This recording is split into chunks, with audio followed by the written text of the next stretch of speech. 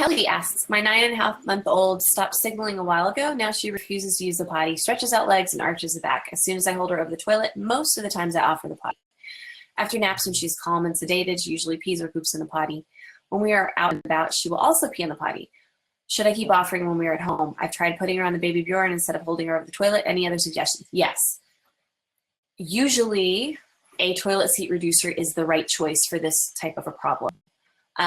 The one I have been adoring right now with my 6.5-month-old is the King Lionheart. It's called a Wee Pod. I think this is the link. I make all my links short so that they can go in, easily be cut and pasted. It also, I do use affiliate links, you guys. If you click on anything, it's going to give me a small referral fee from Amazon. It's like tiny pennies, but the reason I do that is because they offer it. Who wouldn't? But it doesn't cost you anything extra. I happen to love Amazon, but you don't have to get it there. You can get it at Target or Walmart. The Wee Pod puts them in there sort of deeply, okay? Hey, you guys. I'm sorry, I'm on a call. I'm having a hard time focusing. Okay.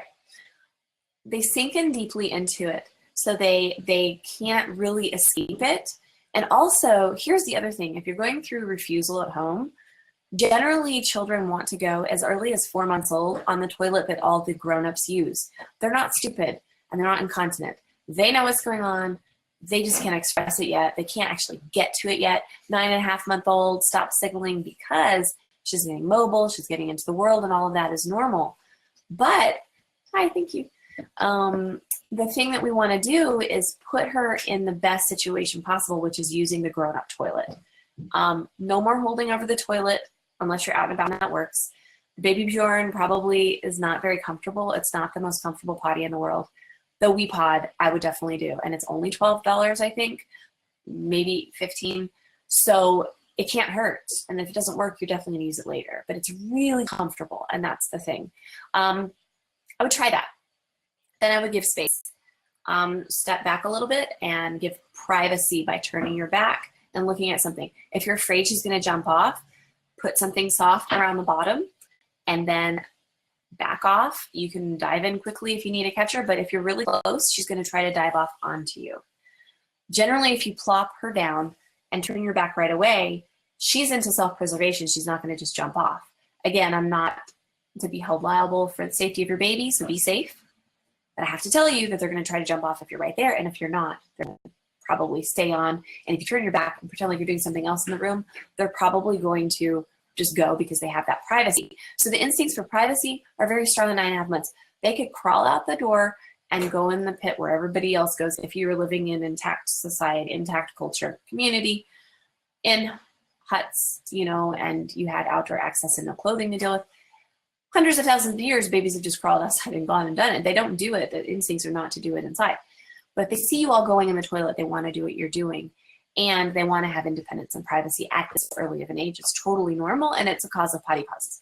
If you need more information on a potty pause, I do have the mini course for that. Use the code green button underneath this video, and that particular one is awesome. Will get you through a potty pause. If not instantly, it will get you on the right route. That is the mini course right there that you need to get to take this even further. The other thing I want to say, and this is for everybody going through this, if you're doing great on outings, please celebrate that. Please be excited about that. If you're not trying outings, I have a mini course on outings. Oh my gosh, try it, because usually if you're having resistance at home, on outings they'll do it. And why do they do it on outings? It's the same reasons. They are doing it where the grown-ups are doing it. They're socially a little bit more willing to signal because they don't really want to do this in front of other people. They don't want to pee themselves in a social setting. You're more on it. Other things affect outings. So definitely they're more willing to pee on the potty while on outings. And also celebrate the fact that you're getting the after nap catch. There's a lot of development going on in your daughter right now, and it is guaranteed that she will go through this and pass this. Do not stop offering at home. That is where you will make a mistake. If you're getting just the after nap pee and you're getting outings, celebrate that, try to change your reducer, and then give privacy by turning your back and setting her on there. and be confident in it. Be steadfast and calm yourself down, because if you're worried that you should stop at home, she's going to pick up on that and probably be more resistant. The key here is that just developmental leaps are happening. If you want to look into Wonder Weeks, that's one resource that can show you what your baby's going through at different stages and ages. So that's all I have to say about that one. And I do see that we have a lot of other, and Kelly's the only one who paid $5 to be here. I'm going to give you your money back because I changed it to free. Anna and Daisy have similar scenarios. I'm going to read these through real quick. Would like to add an additional question. Although my little one is resisting the potty very strongly, I try to offer as much as before she started her potty pause. I don't want to force her, but sometimes when I hold her firmly for a while and she gets her favorite toy, when she's able to relax for 1 second and release, but is crying afterwards, am I forcing it too much, or should I keep on going like this? I got to turn my phone off. I'm doing a sale on Tiny Undies right now, and clearly the sale is going great. By the way, my training pants are on sale. Till Sunday. My training pants are never on sale, so get them, please. Okay, here's the code. It's in the comments. 20 training 17. All right, so, and it's a back to preschool sale. I love it. Anna, I feel like I've done this with Cooper, when you hold them in place and stick with it, or like hold them on the potty, or just insist. They have to go and they go anyway, that's fine. If I was going through a potty pause, I'd be offering about 75% of what you used to offer. And then I would definitely, if I were you, I would take the course if you don't have it, Anna. If you do have it, then go through that and really learn from it. Your state of being, your way of being. If it feels like you're forcing it too much, then you probably are. If it doesn't, and you feel fine with it, and you still have catches, it just feels like a struggle because she's going through whatever. I mean, our kids would be doing this by themselves. That's why they pause, because they should already be independent. And we have too many barriers to that in our society because we live in the modern world, and we're going to keep doing that. So you have every right to keep going on like this. If you can just relax into, some babies cry because they have to go in their diaper. So it's really just I don't have control thing. So you're feeling a gut instinct that you're forcing it too much, maybe back off a little bit, which means just offer a little bit less, take the potty pause course, and then really learn about how often you currently should be offering. But if you're pretty sure that it's just a power struggle because she really wants independence, but she's not quite there yet, then keep going on with what you're doing. I'm sure you're not strapping her to the potty like they did in the 20s.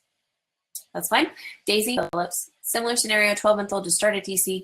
EC, fine going wee, standing in the sink with mirror, but after 1 week managed to catch a poop today with the seat reducer. Great. Despite the mix of turning away and calmly reassuring plus distracting with books, etc., when I catch him and say, wait, he'll suck it back up for a good while until I catch him again. Anyway, the poop had half come out and the diaper was finished on the toilet with lots of fussing and crying. Even after when we say yay and put the toilet together, I'm also wondering, along with the others, why is there so much crying? Will this carry on? I started EC because I used to get upset when pooping in the diaper. Okay, so the fact that you caught half a poop in the toilet is great.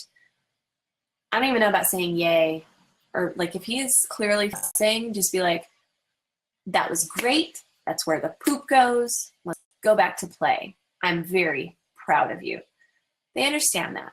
So if we commiserate with fussing and crying, or we say, oh, baby, I'm so sorry, then they're going to keep fussing and crying because they're getting attention for it. Why is there so much crying? In the potty pause course, I go over this a lot. It's just that they really have the ability to be independent, and anywhere else in the world, a 12-month-old would not be wearing a diaper and would not have to put their poop in a toilet. They would go over to the outdoor space where everybody does their business. And even in Ghana, when I went in 2000, there were outdoor spaces to do your business. There were pits. They were like built-in porta potties with pits into the ground. And then after using that for some time, they would cover them up and then dig another one. They would be doing this already.